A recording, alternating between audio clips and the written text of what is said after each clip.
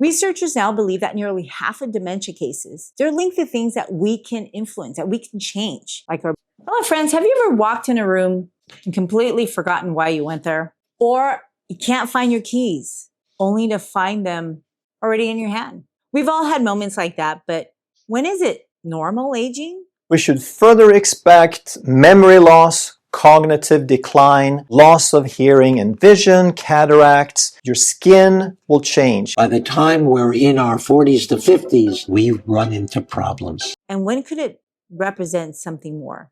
Today, I want to walk you through 10 early symptoms of dementia, not to scare you, but to help you recognize them early, understand what they really mean, and most importantly, show you what you can do about them.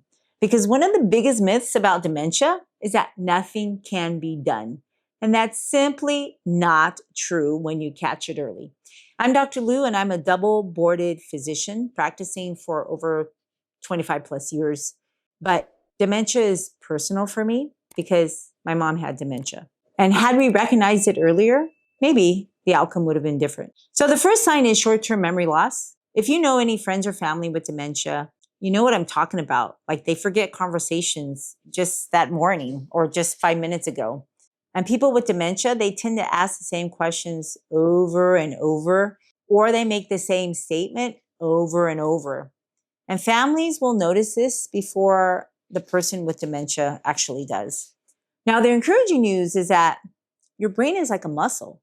And studies show people who continue to challenge their brains with reading, with games, with learning new skills, or having conversations, or even playing card games, it can help keep their mind stronger and improve their memory.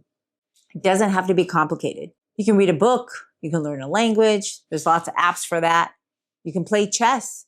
You can teach your child or grandchild something that you know. So every time your brain works, you're giving it exercise. And I personally would focus on what that person enjoys doing and talking about and ask them to teach and share with you. Now, the second symptom may surprise a lot of people. You know exactly what you want to say, but that word just like slips your mind. It just won't come out. So instead of saying the refrigerator, you're like, yeah, that cold thing, that cold box. Or you're pausing constantly, searching for words. This isn't about occasionally forgetting a name. It's when language itself starts becoming harder to grasp. And one of the best ways to fight this is simply to keep on talking. Stay involved in conversations, engage them with conversation, lots of conversation. Let them speak. Let them read out loud. Join a discussion group, join a small group. The more you use language, the more you exercise the brain's pathways. But here's what makes dementia so challenging. Most people, they don't notice one dramatic change. They notice like dozens of tiny ones that just kind of creep up. And each one by themselves seems pretty harmless, but together they tell a different story. Now, the third sign is difficulty doing things that you've done for years. Maybe paying the bills. It suddenly becomes really confusing. You may not know how to write a check or even sign your credit card bill. Following a recipe becomes frustrating, and you may be burning your food over and over. That's what my mom did.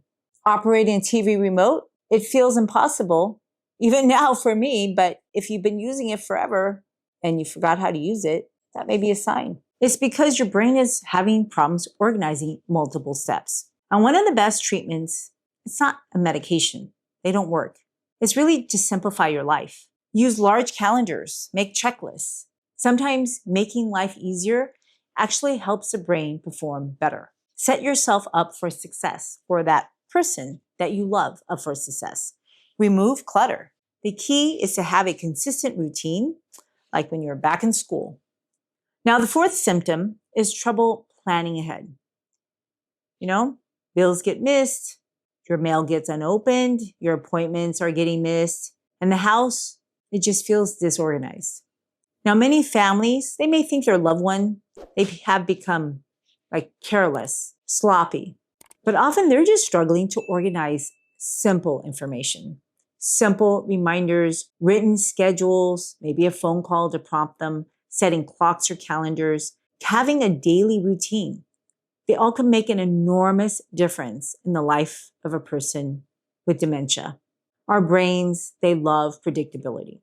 Now, this one is often mistaken for laziness or being maybe a homebody now in their old age. A person just stops going outside. Maybe they stop gardening or cooking or calling their friends. They stop doing their hobbies that they once loved. This is called apathy. And they aren't necessarily sad. They simply lose the drive to begin. And one of the most effective treatments isn't forcing them. It's helping them to reconnect with activities that they genuinely enjoy. Maybe playing music, maybe painting or cooking together, or walking with the family. Sometimes all the brain needs is like a gentle invitation. Now, however, if you notice that your loved one is sad or depressed, they can truly be depressed. And depression can sometimes appear before memory problems become obvious. Someone who once loved life, they simply can lose their purpose when they have memory lapses. They may withdraw, they may sleep differently, and they may stop enjoying things that they once loved, like family. And one thing to do is to kind of take a walk back and talk to remind them of all those meaningful memories. Maybe look at pictures, give them an emotional lift. Don't forget, exercise significantly improves mood. But sleep regularly, getting to bed early is very good too. So if you notice these changes, don't just think that they're just getting older. Sometimes their brain is trying to ask you for help, but they can't express it. So tell their neurologist, your primary care doctor, or another physician, right? Seek actual medical advice. Have you noticed something interesting? That many of these symptoms don't actually begin with your memory. They begin with motivation, with planning, with sleep, and mood. That's why dementia can hide in plain sight. However, if you lose sight of them, like getting lost, that's another key clue that there's something not right, that they're becoming disoriented. So if they're driving to your house and all of a sudden they can't find it, even though they've been driving there forever, yeah, that's maybe the first sign. That's what my mom did. Or walking through the grocery store becomes confusing and they get lost. That's what my mom did.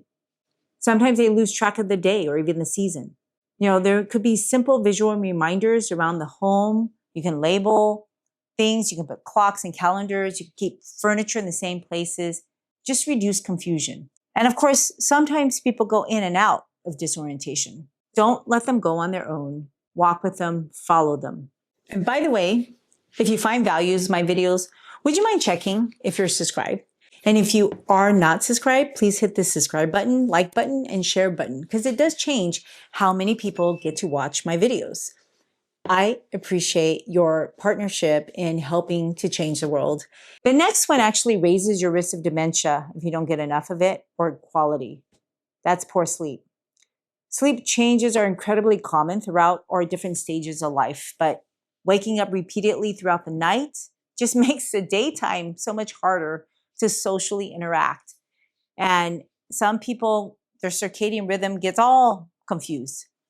So when you're awake at night and everybody else is asleep, you can't really interact, right? And not enough sleep doesn't just make you tired, it makes things worse during the next day. But to address it, get up, get some morning sunlight, have regular exercise early, keep a consistent bedtime. Avoid bright lights late at night. These little things can all improve sleep quality.